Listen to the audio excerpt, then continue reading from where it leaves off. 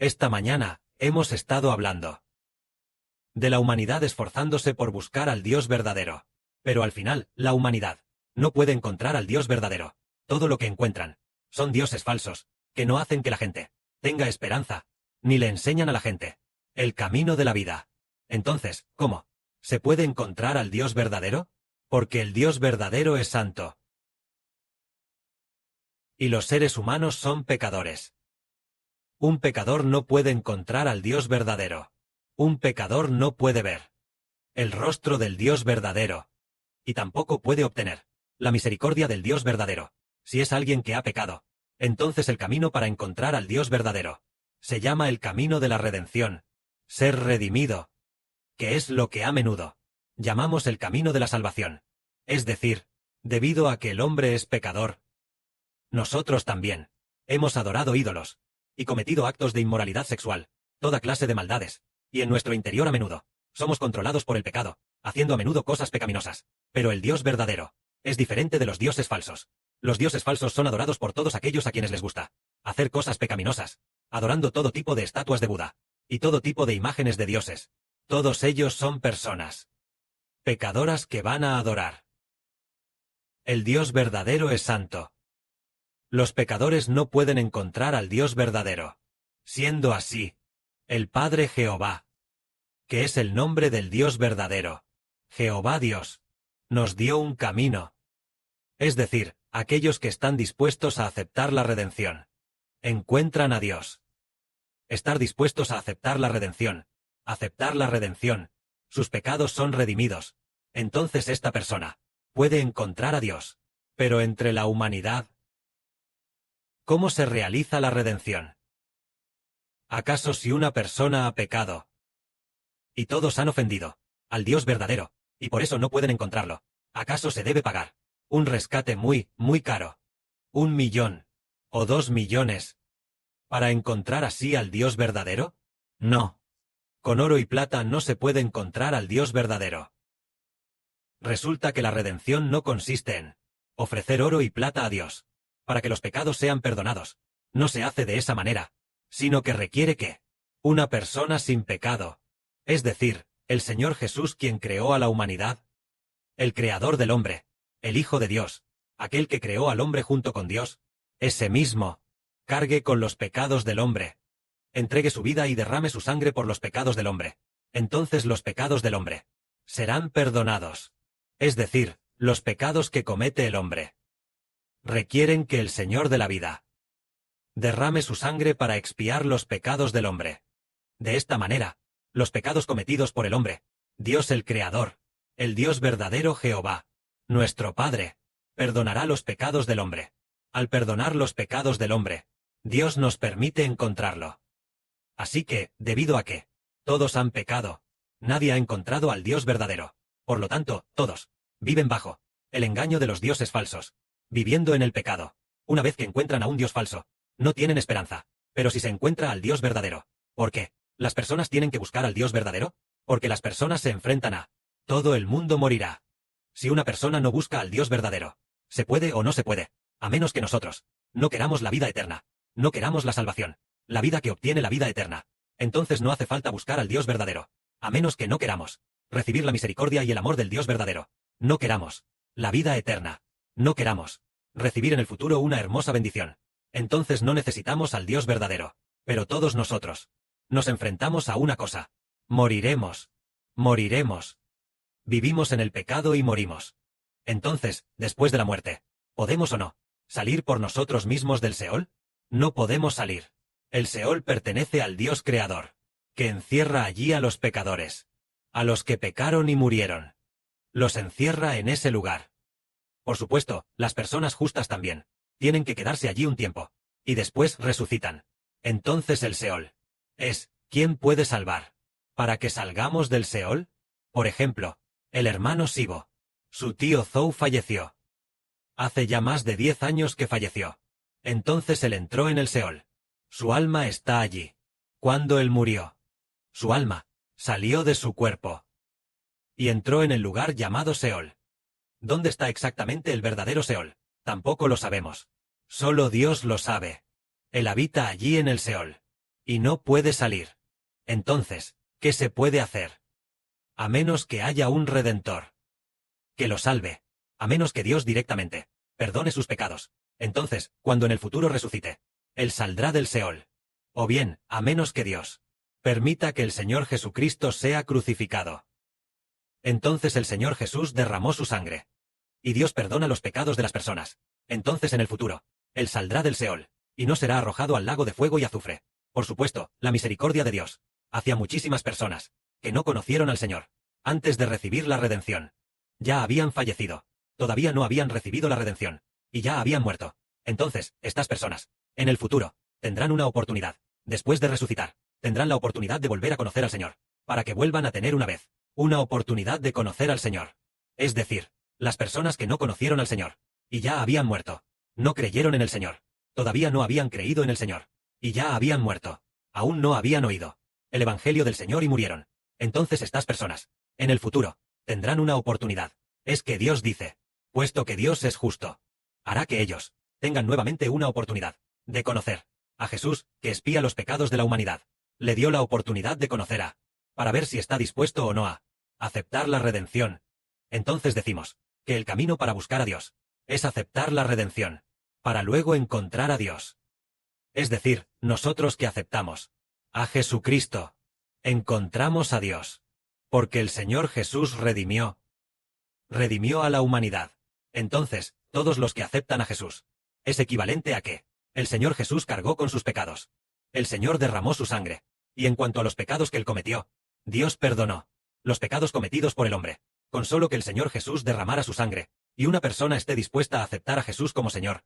Entonces Dios dice que los pecados de Heber, su Señor, ya los ha cargado por él. Por eso su Señor cargó con sus pecados por él. Los pecados de Heber son perdonados y ya no se le reclaman. Y además su Señor lo redimió. Entonces daré vida eterna a quienes acepten el nombre de Jesucristo, para que todos los que acepten al Señor Jesús y su redención, el Padre Celestial les dé vida eterna, y ellos sean redimidos. Entonces, las personas redimidas han encontrado a Dios. Ahora veamos si nosotros hoy podemos encontrar a Dios. Pongamos un ejemplo. El Padre Celestial, un día del mes pasado, le dijo a Heber: Jacob se encontró con Dios. La siguiente frase dice: Heber se encontró con Dios. Entonces, nosotros nos encontramos con Dios. Al haber aceptado al Señor Jesús, al haber aceptado la redención del Señor Jesús, ya nos hemos encontrado con Dios. Habiendo aceptado la redención del Señor Jesús, veamos si tenemos la presencia de Dios. Por ejemplo, en esta época nuestra, el mundo también está bastante caótico, y además mucha gente está ocupada trabajando afanosamente, pero el Padre hace que nosotros, este grupo de personas redimidas, no nos preocupemos por la vida, sino que, estando felices todos los días, sirvamos a Dios con alegría. Por lo tanto, ya que Jehová es Dios, Jehová es el Dios verdadero, entonces a todos los que le sirven, Él sin duda se hará responsable de nosotros hasta el final. Él ciertamente tiene el poder de hacer que no nos falte nada, y también tiene el poder de salvarnos de todo tipo de sufrimientos, a menos que Él haya predeterminado que debemos pasar por la prueba de este sufrimiento, sacrificar nuestra vida, o pasar por algún tipo de prueba que Él haya decretado. Aparte de eso, en todas las demás cosas, Él nos salvará hasta el final. Entonces, ya que Dios es el Dios verdadero, vemos que nosotros, este grupo de hijos, que dejamos nuestra tierra natal para servir a Dios, sin darnos cuenta, hemos logrado servir a Dios en paz y seguridad. Es muy maravilloso. Lógicamente, la gente de nuestra familia debería perseguirnos grandemente, para que no podamos servir a Dios, pero dentro del plan de Dios, como lo disponga nuestro Padre, así iremos nosotros a servir a Dios en paz. Y así se manifiesta que Dios realmente está con nosotros. A continuación, vemos otra vez un gran milagro. Un pequeño grupo, de solo unas decenas de hermanos y hermanas, un pequeño grupo de hermanos y hermanas, llegó a convertirse en una gran nación, con una población que alcanza a 1/3 de la humanidad. Eso demuestra que Dios está con nosotros. Es decir, nosotros, los que hemos encontrado a Dios, fue por creer en el nombre del Señor Jesús, que llegamos a obtenerlo, y a conocer a Dios, y a encontrar a Dios. Lógicamente, uno debería buscar a Dios, Y debería ir a buscarlo en el templo. Por ejemplo, en el mundo, hay muchísimos templos. Los monasterios también son templos. Templos de toda clase. Muchísimos. Pero cuando van a esos templos, no encuentran a Dios. En cambio, al venir al Señor Jesucristo, sí encuentran a Dios. Incluso en el templo del Antiguo Testamento, no se podía encontrar a Dios.